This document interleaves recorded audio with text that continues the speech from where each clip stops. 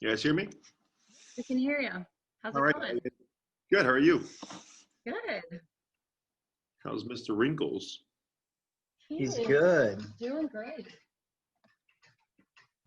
Getting in trouble somewhere?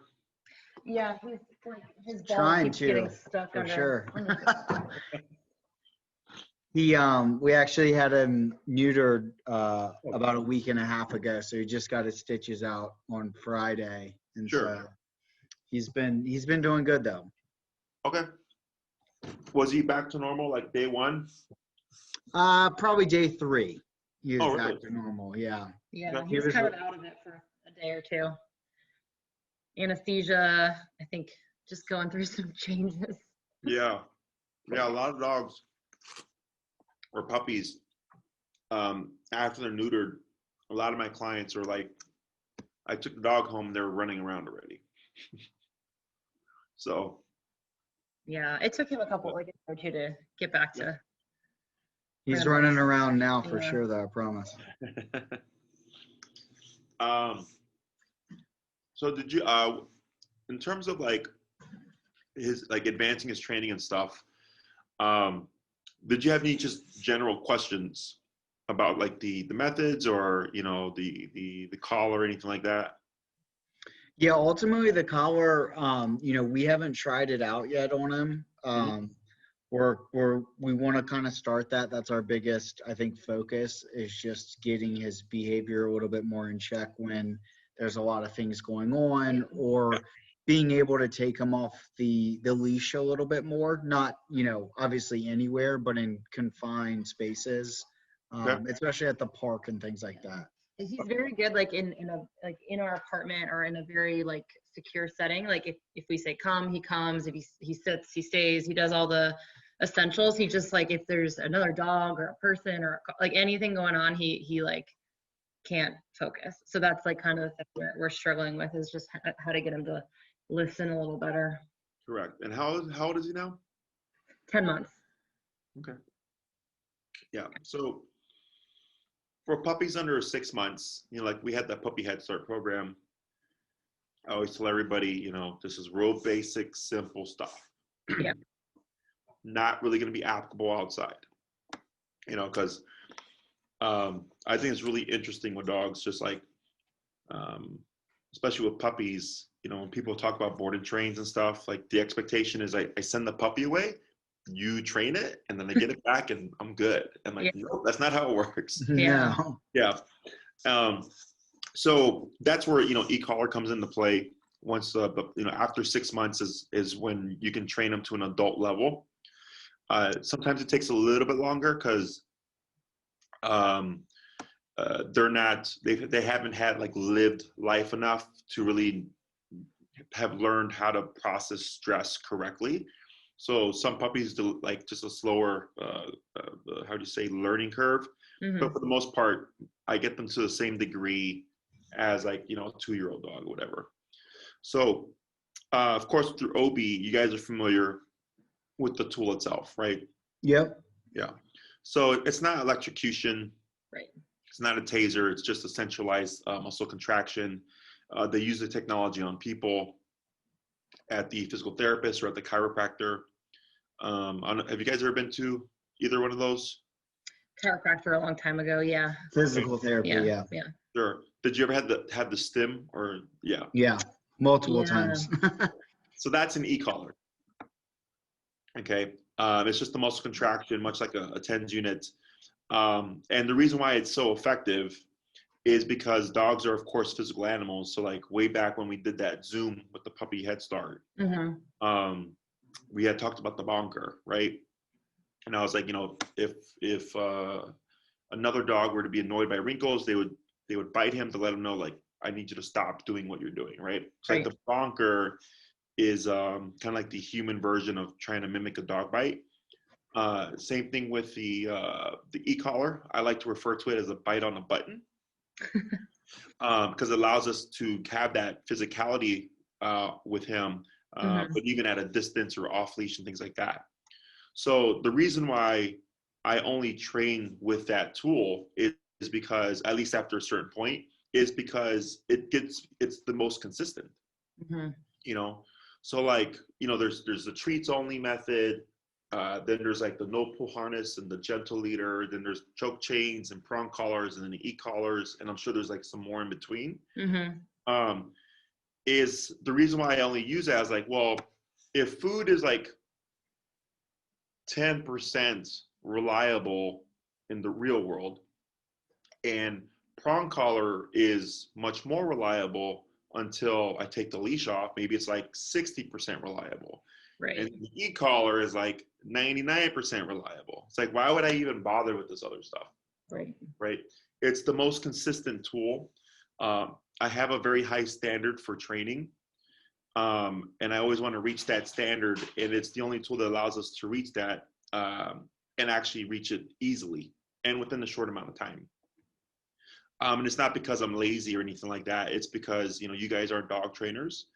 You know, you're dog owners and you have your social lives. You have as much as you can have with COVID.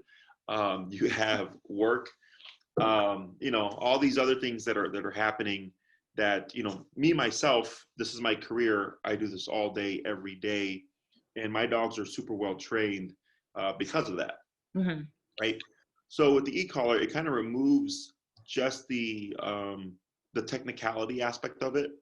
Don't need to be super, how would you say, you don't have to have with the leash, like knowing how to relax all the time and like very technical. We don't have to worry about food.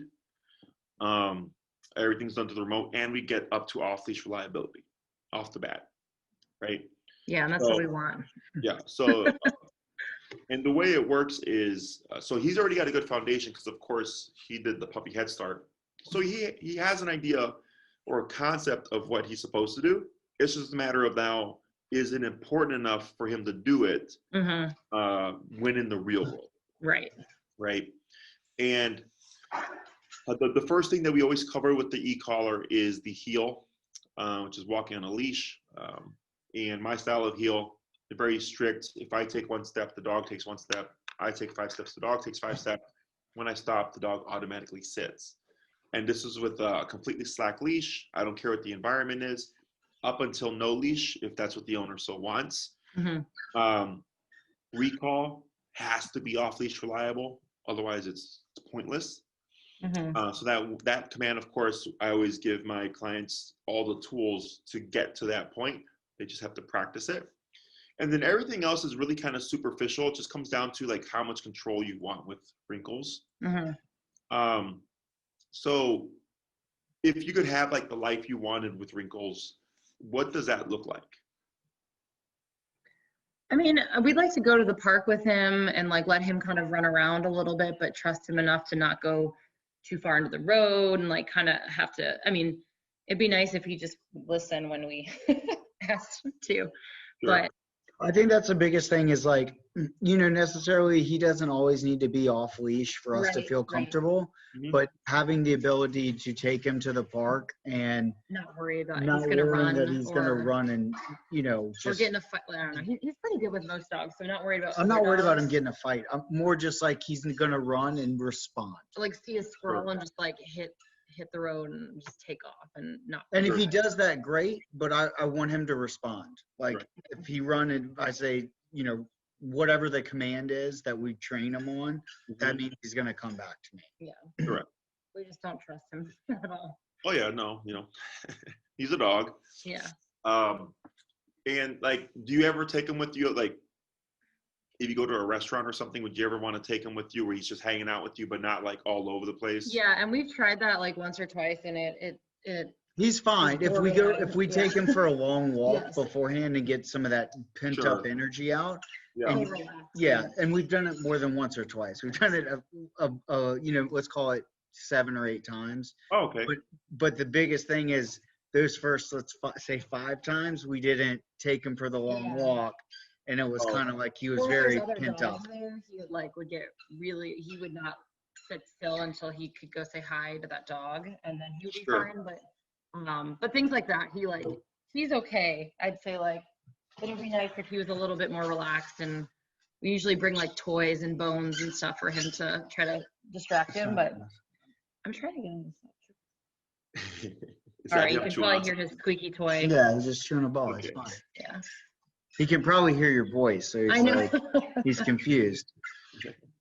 Uh, But yeah, I think that's ultimately what we'd love to take him to a restaurant and him just be a little bit more well behaved in the sense that he understands conceptually, like, you can't just do whatever you want. Yeah, he can't Right. run ahead of that dog. Sorry. Right.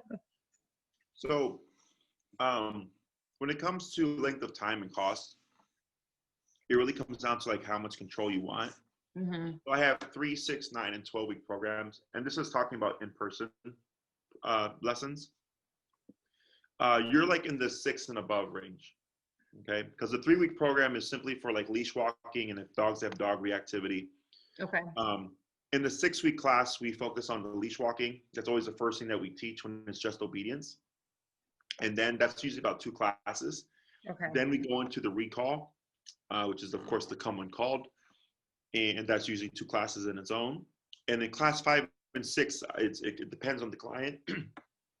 If for whatever reason, like you're struggling with something, then it gives us 2 classes to work on it. Otherwise, if he's doing great and you're like, man, this is awesome, this is very straightforward, and we want to learn more, then I teach more. Then it could be a stationary command, like when you go to the restaurant or whatever. Okay. The 9-week program is that same stuff, but we have more time to build it towards more advanced reliability. We can cover more commands because there's 6 family pet commands: sit, stay, down, come, place, heel. Okay. So in the 6-week, we cover the heel, the come when called, and then, possibly the place command if everything's going well. Okay. So you get walk with me and don't pull, come to me when I call you, and then go here, don't move. So that's like the trifecta, Okay. In the 9-week program, we cover those, and we, probably cover sit or down or stay, like, probably about 5 of the 6. And then we try to build them to more advanced reliability. The 12-week program, we cover all 6 commands and we practice them up to off-leash reliability. Okay. Now, the off-leash reliability part, of course, comes down to how much you practice, how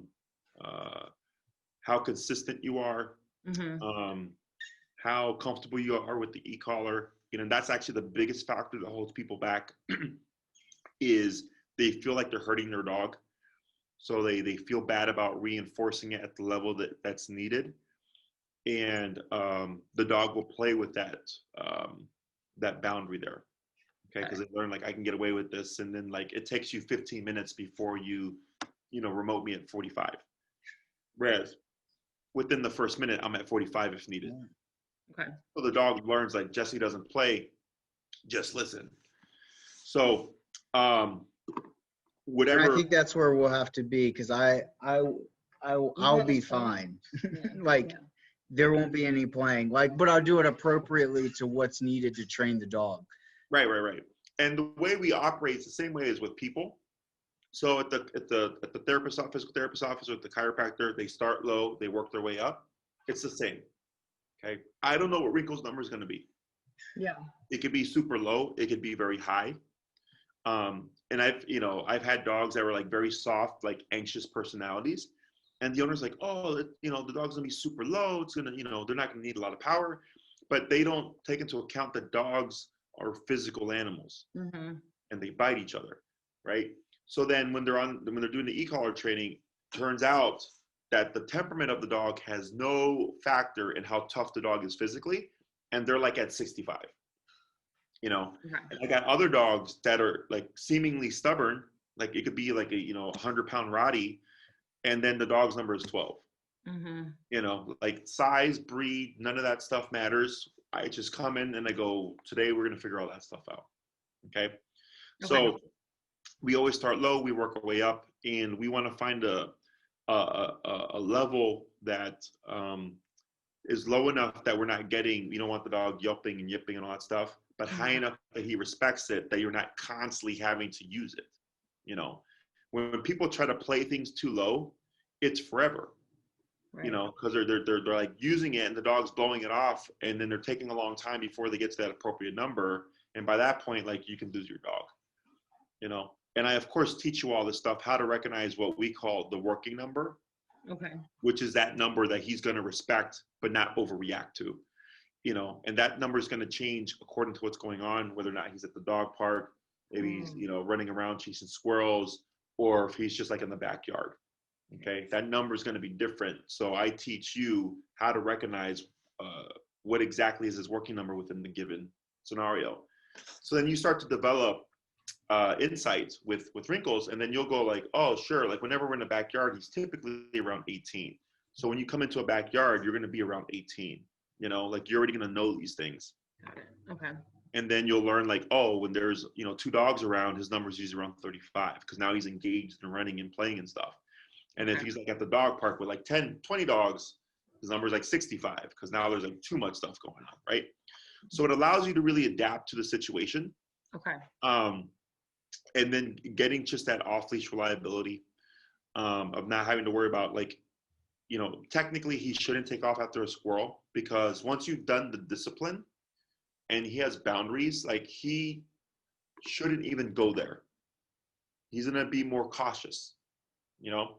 However, if you gave him permission to go chase a squirrel, and let's say the squirrel starts running towards the street and it's like, oh crap, I need you to return now, you can make that happen. Mm-hmm. Okay. The other factor is, you know, if there's an emergency and like, let's say you're at the park and he's off leash and somebody just randomly sets off a firework, if he happens to be scared of fireworks, you know, and he starts running for his life, in that moment, it's not about obedience because he's not, you know, he's running because he's scared of something. Mm-hmm. Right. So now it's a totally different thing where it's not even about come and called. It's about making him more afraid of running away from you than he is running away from the sound. Okay. And then you can make him return again using that e-collar. Mm-hmm. So, and I think Andrew actually, back when we were still training with Obi, can't remember exactly what happened, but he was with Obi over at the lakefront north of the golf course, I think, where they have like that, there's that overpass and there's like 5 people under it. And Obi was running off leash and they give Obi more freedom. Yeah. Right. And he ended up on the overpass. And Andrew called him and Obi came but jumped off the overpass. Oh my God. And like he was fine. Like I think he may have been limping or something, and I think he had like a nick or two. Oh my gosh. But he was like, I gotta go. Yeah, you know, like he called him and he's like, I would have thought he would have came down. Yeah. That's so But funny. he jumped over it, and I remember Abby was not too. She didn't think his story was very funny. That's really funny. Yeah, no, they've told us that like the e-collar has been like a game changer for them, and it was made such a huge difference. So we're excited to get started. Yeah, it's the only tool that guarantees you control when you need it. And I train for realistic scenarios. Like anytime anybody's ever come back and said like, Jesse, I am so glad I did e-collar when it comes to obedience, is I had a client whose dog came across like a coyote in Lincoln Park. Oh. Like he was just walking, the dog was off leash, and like he turned around to check on his dog, and he saw his dog and the coyote nose to nose. Oh my God, And that's he terrifying. called I didn't even know they're Rinks, buddy. Wrinkles. Hey, Get down. Get down. Get down. Get down, buddy. Huh? Down. Yeah. Good boy. So worked up right now. Good boy. Yeah. Yeah, and his dog 180 came straight back to him. You know, so there was not even a delay in terms of the dog's response. I had a few people whose dogs ran away because of, or tried to run away because of fireworks. Had a client dog got in a fight with another dog at the Oz Park because they went after a tennis ball at the same time, but she was able to pull her dog out immediately because of e-collar. That very same dog took off after a rabbit over at Travis Park and literally almost hit the street, but she had maxed out the collar and the dog yipped her butt off, but immediately 180 and came back. Yeah. You know, so yeah, it's the only tool that really guarantees you as close to 100% of reliability, because if something happens out of the blue, you can force him to respond by using that power. Okay. So then Do you have any questions so far? I don't think so. No questions thus far. Very informative. Yeah. So the biggest thing now is fall's coming, right? And then, because of COVID, we've had to change the way we operate. I used to do home to home, of course. But, my schedule, so pre-COVID, I was at 30 to 40 clients, and then COVID hit and we went down to 0. And then it slowly kind of ramped up. Now I'm back to, like, I was looking at my calendar, and essentially last Friday till today was like 8 to 8. Today I started at 10, but, and then because of cancellation, I get to finish early. Thank you. But I've been booked 8 to 8 simply Friday through Monday. So now I'm back to like another, I think I'm at 35 or something clients. Jeez, wow. Yeah. And we're still working at Oz, but now it's getting colder. Okay. So I train rain, sleet, or snow, so I'm still working outside.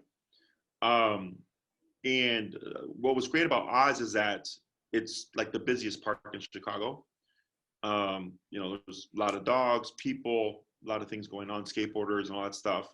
That has dipped quite a bit since fall kicked in.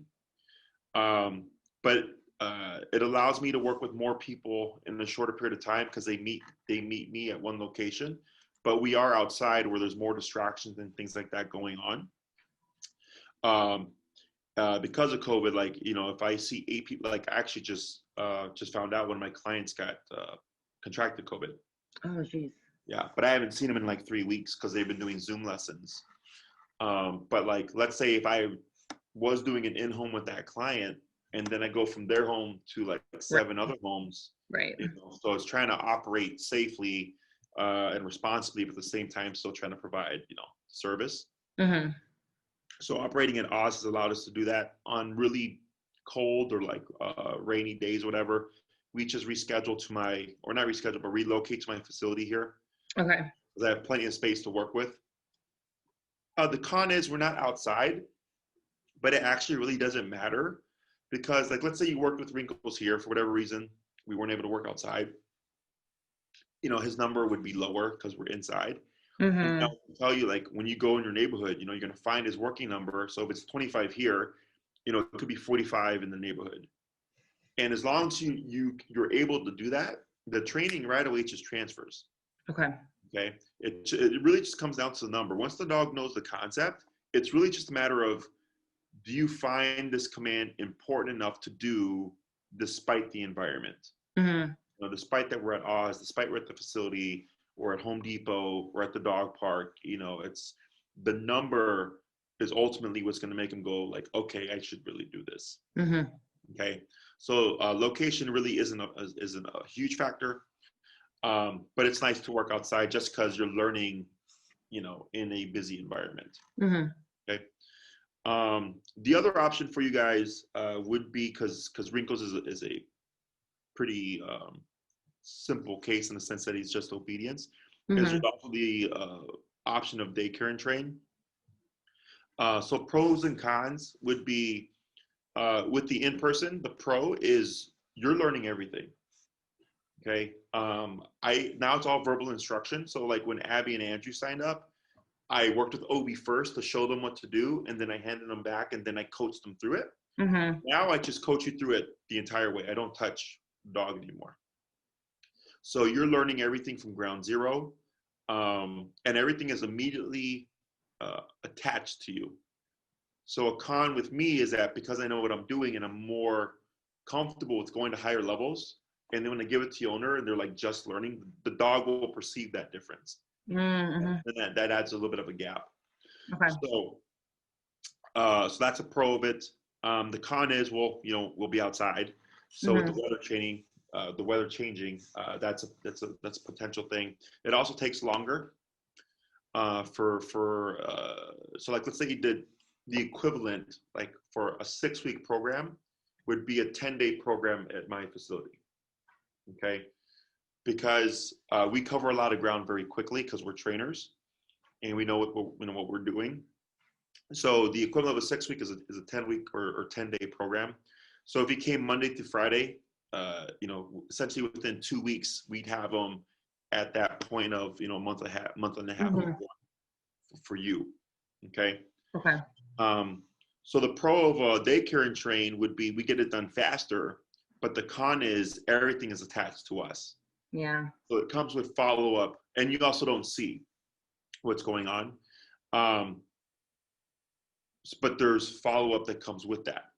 Now, what we've begun doing because of COVID is actually recording everything that we do. So like, let's say Wrinkles did do a daycare and train. The first session of everything that we teach them, which we would actually teach all 6 commands, is we record that session because that's going to be the hardest for the dog. Okay. And then my trainers here explain what they're doing, what they're teaching, and then you watch them learn that command. So after 5 days of being here, we make a compilation video, and then I put it up and I send it to you, and then you watch it to kind of learn like what he learned and how he learned it and how he responded to it.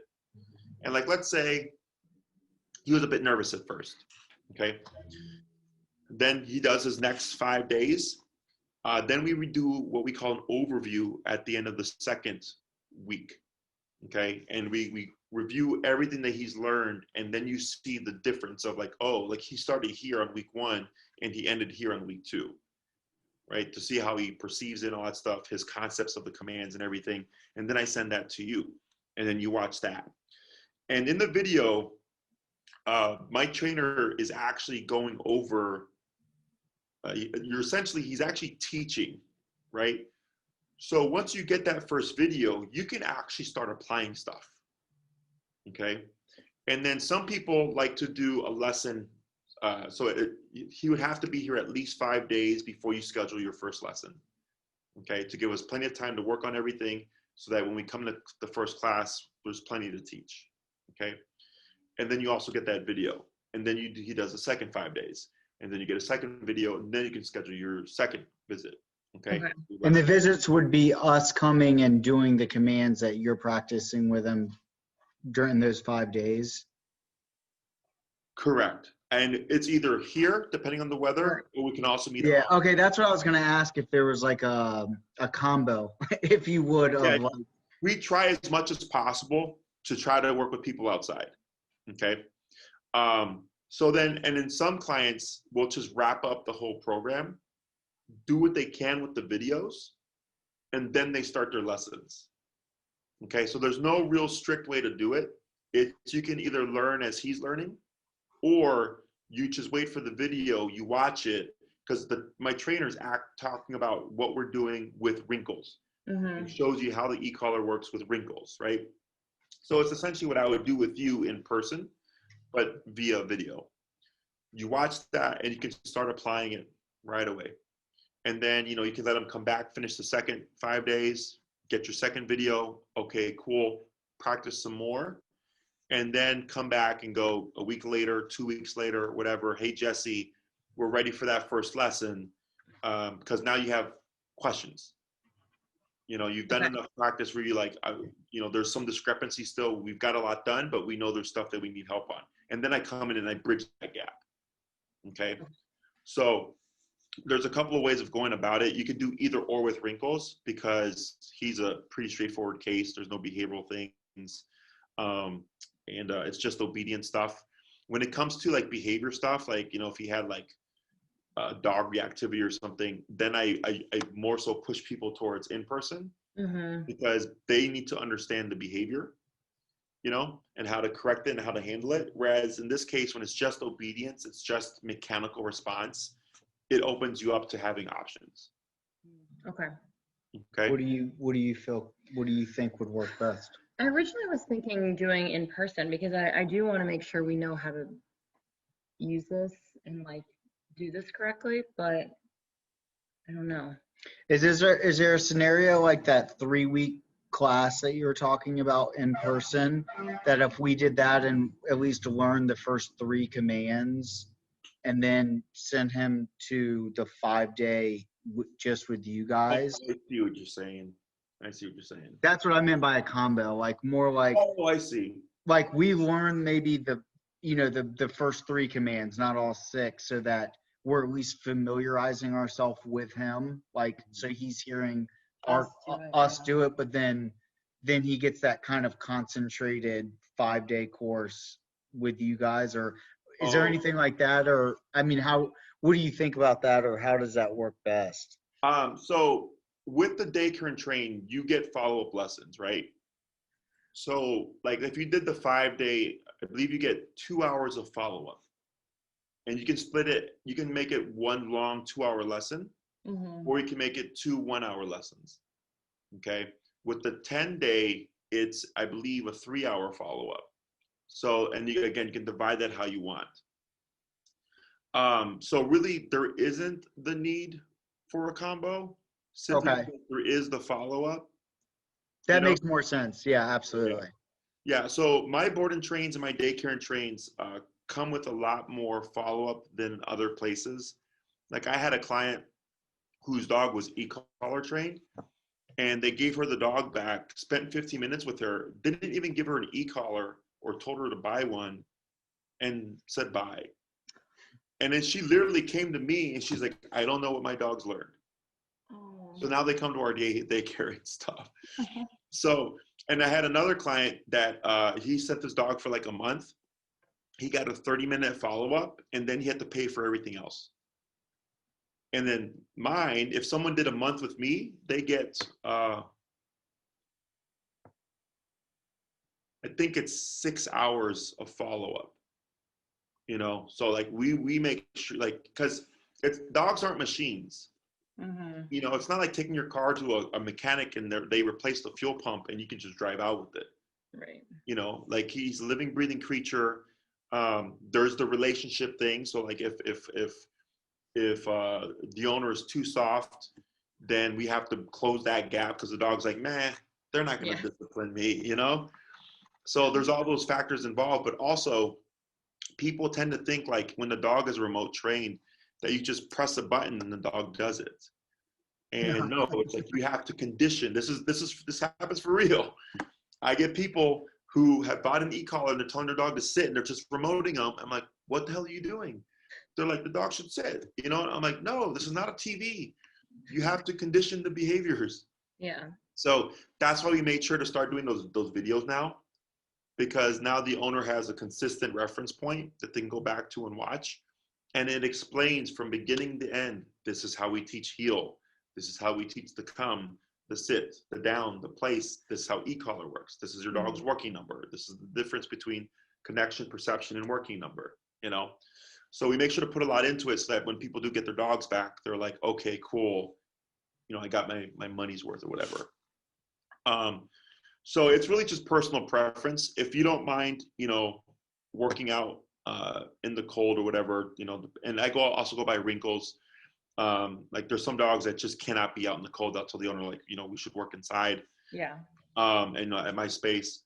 But as long as you're fine with that, he's fine with it. You know, in person is great because you do learn everything. You yourself, you make mistakes, you come back and with questions, and we answer those questions and things like that. So it's more so hands-on, just takes longer. And then the 10 days, it's a shorter time frame, and you don't see, so like expect while he's training with us, like that, those first 5 days until you get the video and everything, like he's still going to be Wrinkles, right? Until you can implement then what we've taught him. And then you'll start to see like, oh yeah, now this is everything he knows. Okay. Got it. Yeah. Okay. Other questions? I don't know. Anything else you're thinking about? No, I'm just thinking the best approach. You know, like just being transparent. What is typically a better approach? Would we benefit more from doing the 6 weeks, or would we benefit from the 10-day class with the, you know, 2 to 3 hour follow up? You definitely get more from the 6 week. Just bear in mind that, like let's say the recall, which is come when called, takes people the longest because it requires you to go somewhere to practice. And then you have to have realistic context to practice with. Does that make sense? Yeah, of So course. if you practice at an empty park, he's going to be great at an empty park, but as soon as he's at the park with dogs or squirrels, it's going to be a problem, right? Now, there is always work involved, even if you do the daycare and train, Okay. Like you still like I just had one today where we went over the recall and we were talking, it was her third follow-up, and she's doing a full 20-day or like fully off-leash program. And she was talking about the common call, and she's like, she didn't know what she was doing, this and that. And I was like, yeah, I was like, because we haven't covered it yet with you. I'm like, your dog your dog knows it. I've just not showed you how to do it. Right. So the moment I went over with her, she was like, oh, wow. I'm like, yes. I'm like, your dog knows what to do. It's just you weren't communicating like we communicate. Got it. Okay. So there's an inconsistency. But now she's got to go off. So it's actually, she's doing a fully off-leash daycare and train program. And the other component is the owner, right? She's like, I don't know if I would trust this dog off-leash. And I said, yes, because you've not completed all your follow-up. But two, you've not spent the time and invested the time to be practicing with your dog to see that she's actually reliable. Does that make sense? Yeah. It's a two-way street. Like, we got to invest time just as much as they're learning. We have to learn too. Correct. So like as he's learning and becoming more reliable, it comes down to you and your personal comfort with using the remote in case of an emergency. In like, oh yeah, we've worked them in 100 situations where there was other dogs around, and we make them come back all the time. We know we can do it, and that's what gives you the comfort of like, yeah, I can take my dog anywhere and not worry about them taking off or whatever. And I've had plenty of people do in-person programs with me, and maybe because the dog had behavioral issues, or maybe because their dog ran away too many times, they have this anxiety. And the dog will be really well trained, and I'll tell them, great job. Your dog is, capable of doing off leash now. And they'll tell me, I don't trust this dog. And then months later, I'll get an email, Jesse, my dog's off leash now. Or a year later, like I actually had that happen with a client. She showed up to one of my pack walks in Lakeview, and she had told me, because her dog was a very reactive pit bull, and I worked with him a couple of years ago. And a year later, she came to my pack walk. He was off leash. And she had told me she would never take him off leash, and she would never put him around other dogs. And a year later, she came back. She's like, I trust him off leash. He's great. He actually has dog friends now, but her learning curve or her comfort curve was longer than the 9-week program that she did. She needed more time to practice and have success after success after success to go like, oh, wow, like, my dog is reliable, but I didn't like try to force her into like, yeah, let your dog off leash and all that. Because if something would have went south, she would have freaked out and not had the confidence of like making the dog return and stuff, So I do always encourage in person. It does take longer. Just bear in mind that, you'll be out there in the cold, during these weeks and stuff or whatever to work with him. And then how long, the in-person, how long is the class itself? An hour. An hour. Okay. And is it like, do you schedule it during the day or in the evenings or? I do all day. So like, Maria knows my schedule. Okay. Now if it's after, so I'm training till 8. I've even had, Zooms after that, but like the 7 o'clock time now, we're pushing people towards the facility because it's just getting too dark. Right. And the parks are like nearly pitch black. Right. But there is like, I train in the mornings. I usually have pickups, so I usually get that done, then go off to do my training visits and stuff like that. But essentially, I don't have like a real, how do you say, training schedule. It's just like whatever gets booked whenever people are available. Okay. Got it. Okay. Anything else? I don't think so. No, we'll kind of talk and kind of decide what's going to work best, and then connect with Maria on getting, whatever option we're going to go with scheduled, so we can start the process soon. Okay. Yeah. In regards to the e-collar for Wrinkles, I believe he's going to be on the same one as Obi, which is the dog. I got him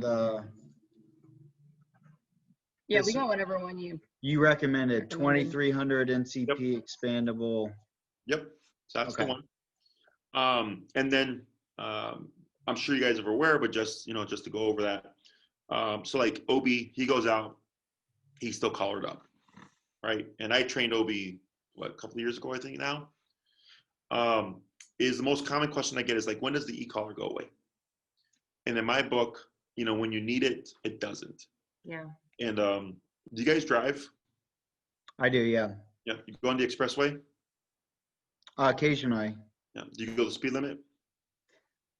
Never. Yeah. Very Unfortunately. honest man. Yeah. Yeah, most people don't. Right? Most people don't go the speed limit. If anything, you get mad when people do go the speed limit. And it's because if there's no squad cars, if there's no threat of like getting a ticket or anything, like people just blow past it. They don't like, most people don't go like 170, but 75 or so. And that's called opportunistic behavior. Okay. All animals do it. So think of the e-collar as a cop on a collar. When Wrinkles has that e-collar on, he's going to be more well-behaved. He's going to listen. He's going to be responsive because he understands that there is threat of consequence or a means of reinforcement. Mm-hmm. Okay. But then when you remove it, he's going to be, a little brat or not as responsive. And it has nothing to do with the training methods, has nothing to do with my training skills or anything like that. It's simply that's reality. And a lot of my, consultations in the beginning are like, well, it's a dog. They should learn. They should know better. Learn to know better. I'm like, no. I'm like, humans know better, and humans still do stupid shit. Yeah. So dogs are dogs. Yeah. He's not doing anything with any kind of malice or any kind of like ill intent or anything like that. He's just like squirrel. I'm gonna chase it. Boom. Right. Yeah. So the collar. It's not that you're always gonna have to use it. Okay. The more consistent you are with being at the appropriate working number, the less you're actually using it. It's just there in case something happens, So like my pit hates fireworks.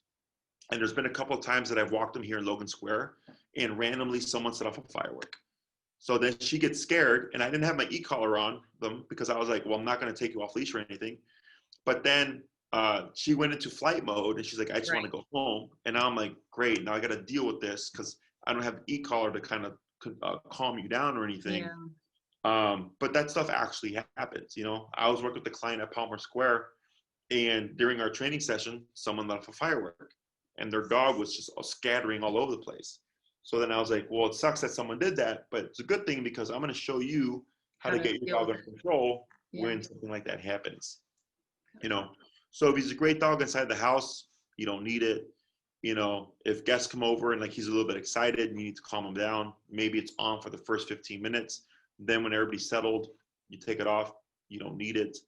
If it's a quick little run out to go potty, maybe you don't need it. Yeah. But if it's going to be out, at a patio, he's going to be off leash running around at the dog park, we're going to go for a nice long walk, that's when you would have it on.